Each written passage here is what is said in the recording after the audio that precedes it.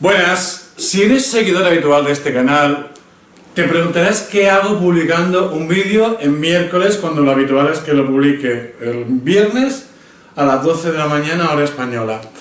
Bueno, pues hoy 25 de enero de 2017 publico un vídeo porque esta tarde va a tener lugar algo especial, por llamarlo de alguna manera. Lo que va a ocurrir es que esta tarde en Madrid, en España, va a tener lugar un seminario que ha sido gestionado por una organización ultracatólica que es Hazte Oír, y ha invitado a alguien llamado Richard Cohen, al que todos conocéis, para que dé ese seminario sobre cómo comprender a los homosexuales y animarles a que dejen de ser homosexuales y ayudarles en ese camino. Y a Richard Cohen lo conocéis todos porque es el autor de este libro, El comprender y sanar la homosexualidad, que sí, que yo lo tengo y está en mi biblioteca. Os cuento. La primera vez que yo supe de este libro fue en 2009.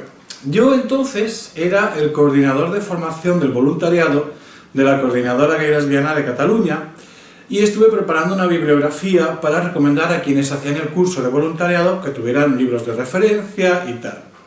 Entonces yo ya tenía los míos, tenía un listado, pero pensé que sería bueno echar un vistacillo a otros títulos a ver qué podía encontrar. Y resulta que en una web de una librería LGTB encontré que estaba este libro.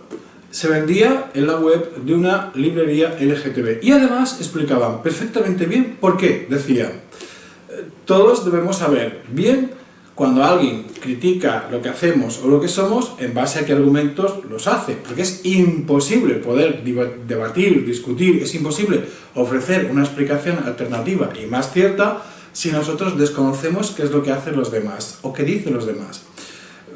Cualquier científico te dirá que cuando alguien le plantea una hipótesis contraria a las suyas, pues quiere conocer esas hipótesis y en qué se basa para poder, en su caso, mejorar su argumentario si es necesario, o descubrir en qué se equivoca el que tiene una hipótesis alternativa. Y así es como discurre el trabajo de cualquier científico.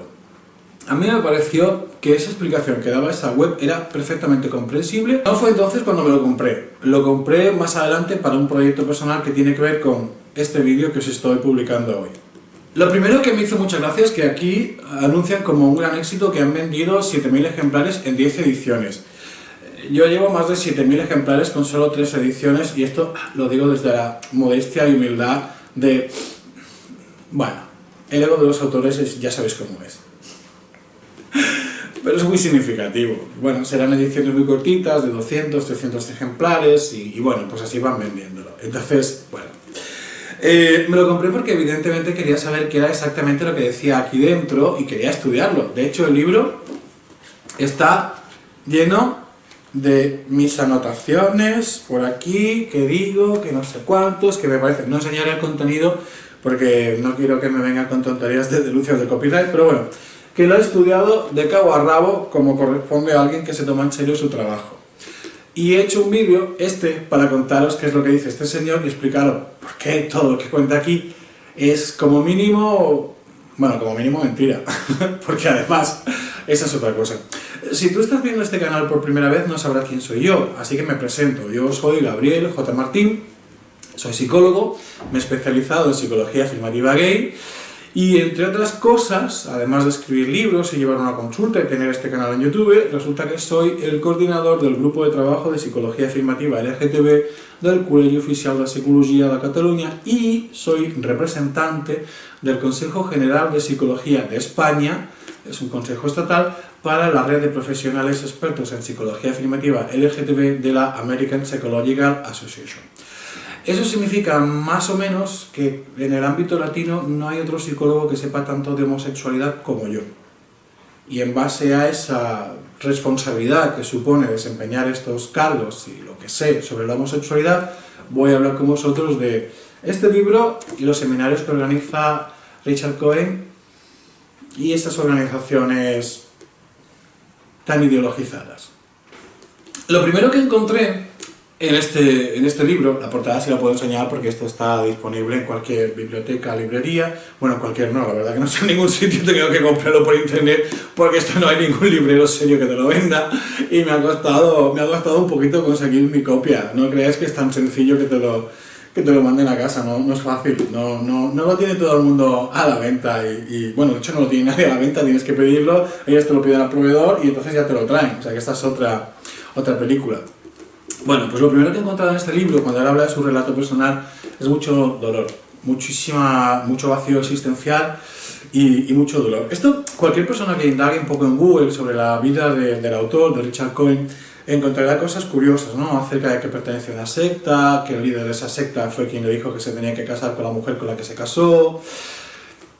Algunas cosas yo desconozco si serán ciertas o no, y por tanto tampoco las puedo afirmar. Yo me hago eco de lo que se dice en algún sitio. Pero sí que es cierto, y esto está disponible en internet, que Richard Cohen fue expulsado de manera definitiva de la Asociación de Coach Americana. Es decir, como el colegio de coach de Estados Unidos determinó que lo que estaba haciendo Richard Cohen era gravísimo, que contravenía por completo las normas y estatutos de esa profesión, la del coach, y que además lo hacía de una forma tan flagrante y tan llena de barbaridades que no les quedaba más remedio que expulsarlos de manera definitiva. Y además reconocían ellos que había sido una medida excepcional, que pocas veces se llega a ese punto de expulsar a alguien de una forma tan tajante y de no permitirle nunca más la vuelta, porque consideran que Richard Cohen no es una persona que esté en condiciones de hacer coaching a nadie, de ayudar a nadie en su proceso terapéutico. Eso no lo digo yo, eso lo dice la Asociación Americana de Coach, eso está disponible en internet, la carta en la que se le comunica su expulsión definitiva también, y esto es algo que cualquier persona que quiera investigar puede encontrarlo porque está accesible. Yo lo he encontrado en mi casa tranquilamente, cualquiera de vosotros lo podéis encontrar también. Otra cosa que resulta muy curioso es que las referencias a estudios científicos a los que él alude realmente no son estudios científicos, sino trabajos que han publicado en revistas muy vinculadas con el mundo de la iglesia evangélica, y sabéis que en Estados Unidos estas iglesias tienen una presencia muy grande, sobre todo, por ejemplo, en el cinturón bíblico de lo que fueron las colonias del sur, y que allí incluso hay escuelas donde está prohibido enseñar la evolución, que enseñan el creacionismo, y hay continuo debate en estos términos en el ámbito educativo en algunos estados de los Estados Unidos. Y dentro de este caldo de cultivo, pues te puedes encontrar gente que publica revistas, que publica libros, etcétera, con estudios que ni están basados en evidencia empírica, ni muchísimo menos, y que afirman cosas. Entonces él se basa, cuando dice, todos sabemos por qué hay estudios que dicen no sé qué, se está refiriendo a este tipo de estudios. Yo aconsejo, una forma muy fácil es ir al estudio, ver en qué revista se ha publicado, en qué libros se ha publicado, y dentro de la comunidad científica qué garantías de veracidad tiene lo que se publica en esas revistas o en esos libros, y veréis que es poca. Y otra cosa muy interesante es que publica referencias muy antiguas, pero muy antiguas, algunas hasta de los años 60, es decir, de hace pues 50 años, hace medio siglo, donde la ciencia psiquiátrica psicológica estaba pues todavía muy en mantillas en lo que tiene que ver con la orientación sexual, desde luego muy anterior a todos los estudios que se llevaron a cabo dentro de organismos psicológicos internacionales, que van a concluir que evidentemente esto nunca había sido una enfermedad, que no es una enfermedad, y por eso se saca del catálogo de enfermedades mentales primero en el año 73 y posteriormente en el 90 en el de la Organización Mundial de la Salud, como hemos hablado ya en otros vídeos, ¿no? Pero él utiliza referencias interesadamente, creo yo, para apoyar sus afirmaciones, porque además es un texto muy argumentativo. Él parte de una idea, de una tesis, la tiene muy clara, e intenta encontrar aquello que apoye eso que dice, aunque sean, pues lo que os comentaba, o bien estudios antiquísimos y que están ya completamente superados y demostrados que eran inciertos, o basándose en lo que publica gente que pertenece pues, a grupos evangélicos y que tienen un pensamiento muy sesgado.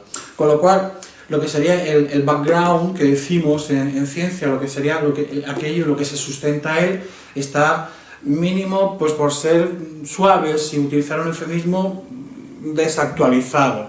Hoy me contendré porque es un vídeo que intentaré que sea lo más profesional posible y nada personal, pero desde luego ningún editor de revistas serias, si se le presentara el contenido de este libro, lo publicaría porque dice, es que esto es una mierda, así de claro, y esto no es publicable porque está totalmente desfasado, desactualizado y basado en contenidos que son inciertos y se sabe que son inciertos.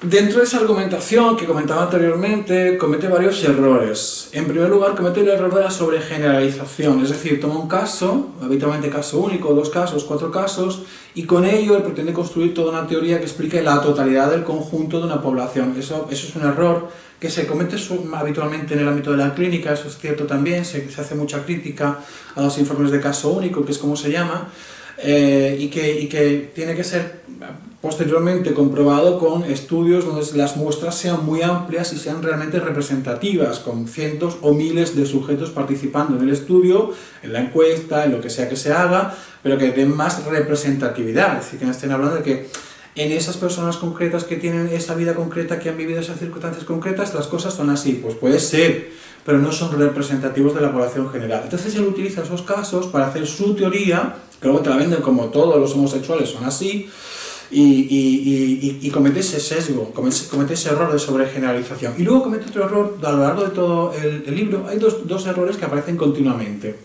Uno es confundir la causa con el efecto, y otro, confundir orientación con identidad de género o con rol de género. Y me voy a explicar a qué me refiero en cada una de estas cosas. El primer error que comete es el de confundir causa con efecto. En la homosexualidad, ¿qué quiere decir? Pues este error es además muy conocido porque fue el error que cometió Freud, por ejemplo, cuando en sus primeros escritos decía que la homosexualidad viene causada por un padre ausente y una madre sobreprotectora. Esto que hace décadas que se superó en el ámbito de la psicología científica, él lo continúa afirmando, de hecho, o sea que está desfasadísimo, pero hay quien se lo compra, y comete ese error. Lo que ocurre en realidad es que cuando el niño demuestra la primera pluma, la primera muestra de homosexualidad, hay padres todavía muy homófobos que tienden a separarse del hijo, desvincularse del hijo, les cuesta trabajo mantener una relación cercana con su hijo, y la madre en compensación evidentemente protege. Este es un patrón que se ha dado en muchos hogares y que es cierto que lo podemos identificar, pero no es que ese hogar genere un niño homosexual, es que el niño homosexual genera ese hogar, con lo cual veis como que la causa y el efecto él las confunde. La causa de la homosexualidad no es ese patrón en el hogar. El efecto de que el niño sea homosexual es generar ese patrón, esas dinámicas en ese hogar. Y esto él lo confunde continuamente. Es en su programa, que luego lo comento, pero es una chufa, una de las cosas que plantea es que los hombres tienen que hacer cosas de hombres y las mujeres tienen que hacer cosas de mujeres. Y además, totalmente estereotipados. Los hombres, pues, beber cerveza, conducir coches y repesca, las mujeres coser, cocinar y cosas por el estilo. O sea, el tema de los roles de género tan antiguos, de esa división tan estricta entre los ámbitos del público y el privado, eso él no lo tiene trabajado en absoluto y continúa manteniendo estos estereotipos que cualquier planteamiento feminista contemporáneo tendría superadísimo.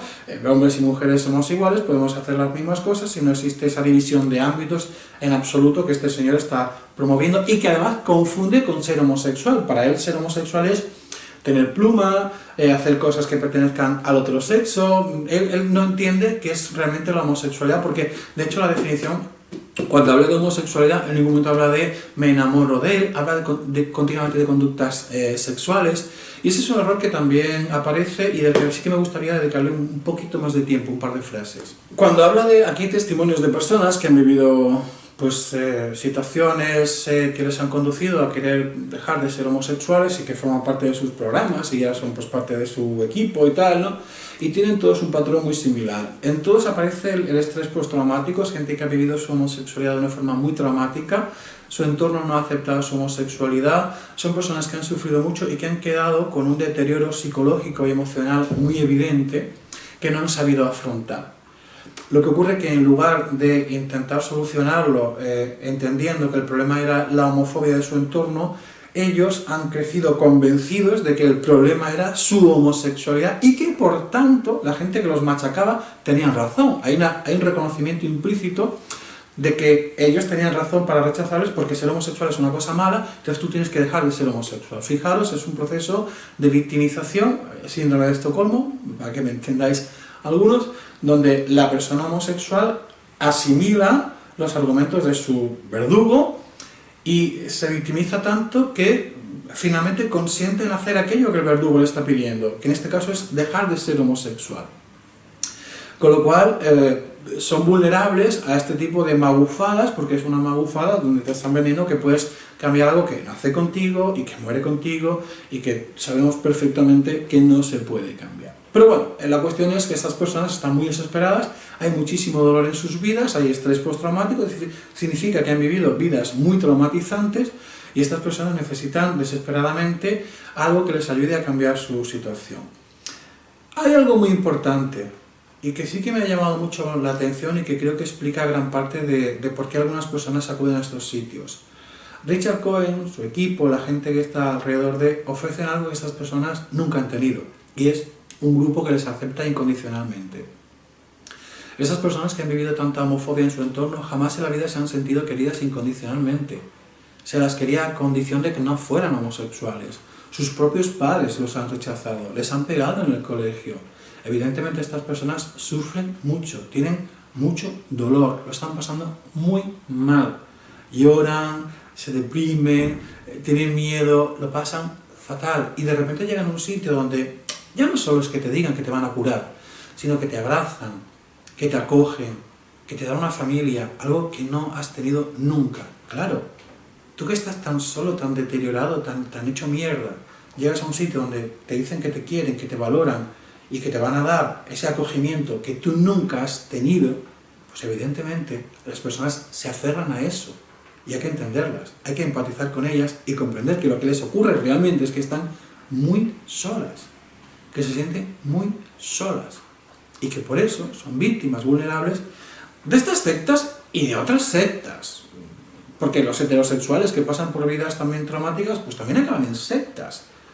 En muchos casos, no todos, evidentemente, ¿no? Y tiene que ver con esto, con que por fin se sienten acogidos en un sitio y forman parte de algo que los apoya, que los abraza y que los protege. Y esto explica, para mí, para mi forma de entenderlo, el éxito. Porque la gente sabe en su foro interno que no ha dejado de ser homosexual, que sigue teniendo los mismos deseos y atracciones. Lo saben, pero aquí se sienten acogidos y eso, para muchos, merece la pena, todo el esfuerzo, porque les da algo que nunca han tenido y esto es algo que no se nos debe olvidar nunca a los demás. Desde el punto de vista de la psicología, el programa de Cohen es un disparate absoluto, no tiene por dónde cogerlo. Lo primero que hace muy mal es operativizar la variable. Os explico qué es esto de operativizar la variable. Cuando hablamos en psicología, por ejemplo, de, yo qué sé, autoestima, ¿qué es la autoestima? ¿Cómo definimos la autoestima? Cuando vamos a hacer un experimento sobre la autoestima, ¿cómo podemos mejorar la autoestima? Necesitamos operativizar esa variable, convertir esa variable, autoestima, en algo que podamos medir. Decimos, bueno, vamos a entender como autoestima la capacidad de ser asertivo en relaciones sociales. Vale. Porque podemos medir si una persona es o no es asertiva y en qué grado es asertiva. Le planteamos un programa de intervención de, pues yo que sé, habilidades sociales, mejor conocimiento de uno mismo, superación de la autocrítica. Podemos hacer diferentes talleres y al cabo de un tiempo, pasado ese taller, pues le medimos cómo está su autoestima, entendiendo que la autoestima se manifiesta en que esa persona es más asertiva en sus relaciones. Y así podemos tener un resultado que nos permita saber si ha sido o no ha sido eficaz el programa. Es decir, decidimos que para medir la autoestima lo que vamos a medir es la capacidad de ser asertivos, medimos antes, hacemos un test de asertividad a la persona, que sale por ejemplo un 4, le pasamos el programa, le damos el entrenamiento, que es como se llama en psicología, pues lo que comentaba anteriormente, pues enriquecimiento, superación de la crítica, y una vez pasado eso, le pasamos otra vez el test de asertividad y vemos si qué nota saca. Dice, pues ahora saca un 8. Hombre, pues entre esa puntuación y la anterior hay una gran diferencia, con lo cual decimos que sí que ha funcionado el programa de entrenamiento o mejoramiento de la autoestima. Eso es operativizar una variable.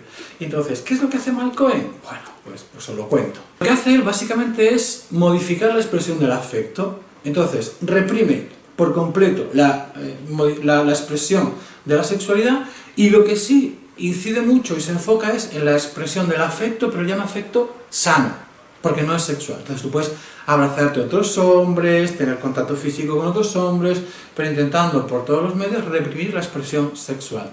¿Qué ocurre? Que él entiende como homosexualidad el sexo. Si alguien no tiene deseo sexual, es que ya no es homosexual. Si no tiene deseo sexual hacia personas de su mismo sexo, es que ya no es homosexual. ¿Y el afecto? ¿Eso no es homosexualidad? Ahí se equivoca Cohen, porque define muy mal la homosexualidad. No sabe qué es la homosexualidad en realidad. El pobre, bueno, mira, lo que subió le da a entender, que también en algún momento del libro explica que habla con Dios, que esto también es interesante tenerlo en cuenta, ¿no? Pues ya está. Él considera la homosexualidad como relaciones sexuales. Lo de enamorarse de otro hombre, como que no le entra en la cabeza. Lo de sentir afecto hacia otro hombre, no le cabe en la cabeza. Eso no es homosexualidad.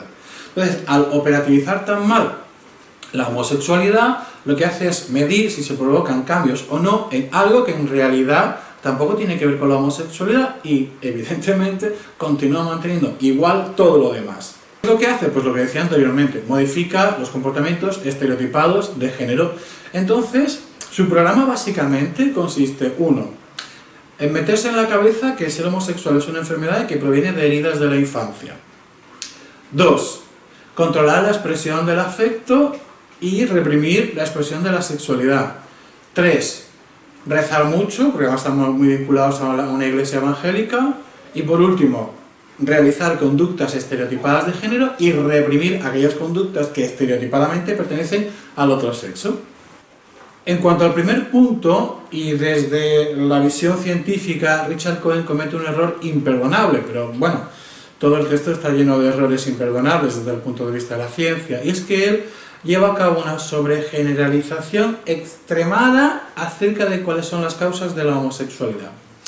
Él afirma que la homosexualidad es producto de heridas emocionales de la infancia. Bien. Efectivamente, las gentes que acuden a sus programas son personas que han sufrido heridas emocionales. Acabamos de decir que son personas que han sufrido bullying homofóbico. Pero eso no las volvió homosexuales. Debido a que eran homosexuales, se les notaba, tenían pluma, recibieron las agresiones y esas agresiones provocaron las heridas emocionales. De nuevo, confunde causa con efecto. La herida emocional no es la causa de la homosexualidad. La homosexualidad terminó provocando que estas personas sufrieran heridas emocionales. Pero es que, además, si eso fuera cierto, todos los niños que sufren en sus infancias terminarían siendo homosexuales. Y sabemos que no es así. Mira, este es un libro de hace algún tiempecito ya. Ellos fueron profesores míos en mi doctorado en la Universidad de Granada. Y son expertos en cuestiones que tienen que ver con el maltrato. Revisando la bibliografía acerca del maltrato infantil, no existe ningún estudio, no existe ninguna evidencia que relacione maltrato con volverse homosexual. No existe ningún estudio, ninguna evidencia que relacione sufrir heridas emocionales en la infancia con volverse homosexual. No hay evidencia empírica que lo sustente. Y esto es algo que cualquiera de vosotros también podéis comprobar. Os pongo un ejemplo. Si fuera cierto lo que dice Cohen, todos los niños que tenían unos 3 a 10 años durante cualquiera de las guerras mundiales habrían sido homosexuales. Eso significa que niños nacidos en los años 30 pues serían un montón de homosexuales en la década de los 50 y 60. ¿Dónde estaban? Los niños que están viviendo la crisis de los refugiados se van a volver todos homosexuales.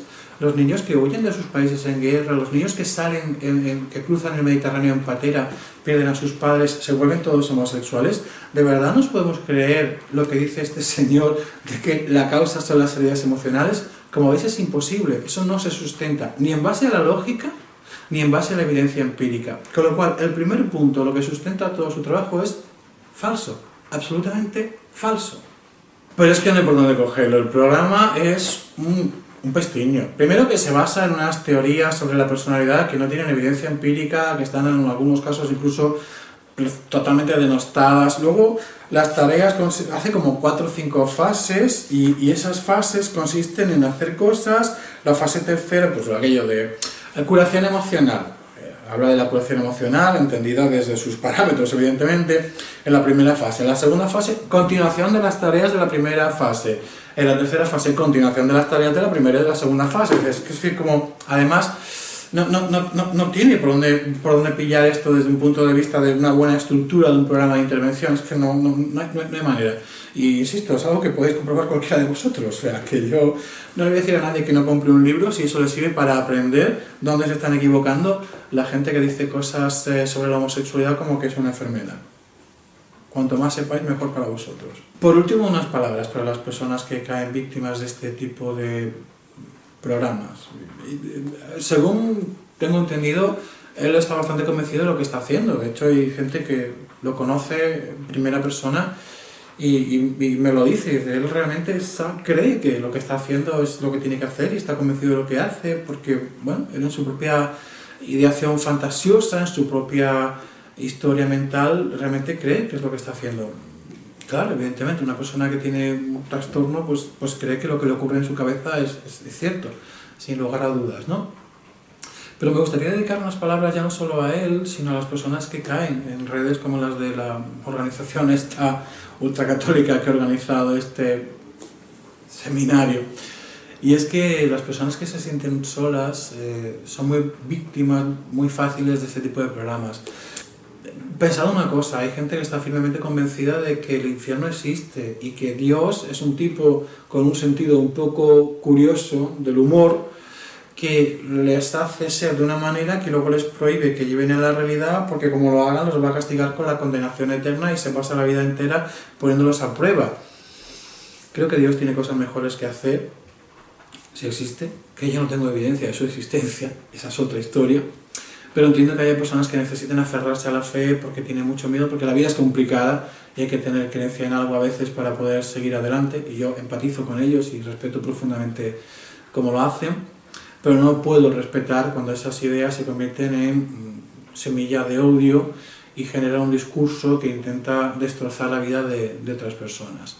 Entonces, entendiendo que los demás puedan tener una fe y que en su fe pues, se les diga que el infierno y que no sé cuánto, tal y cual, creo que lo más interesante sería también ofrecer una teología afirmativa donde estas personas puedan aprender que si Dios existe, desde luego no es ese tipo con tan mala leche, sino alguien bastante más bondadoso y por encima de cualquier cosa es amor. Al margen de que Dios exista o no exista, entiendo perfectamente que hay personas que necesitan sentirse integradas, sentirse queridas, y que estos grupos les puede favorecer ese sentimiento de incorporación, de verse arropados y ese cariño del que nunca han dispuesto porque, como decía al principio, son personas que han recibido muchos insultos, muchos malos tratos y mucha homofobia por culpa de su entorno. La solución no es que vosotros dejéis de ser homosexuales, la solución es que entre todos consigamos que el mundo sea un lugar seguro para niños como vosotros y que nunca más nadie tenga que llorar por ser homosexual. Un beso.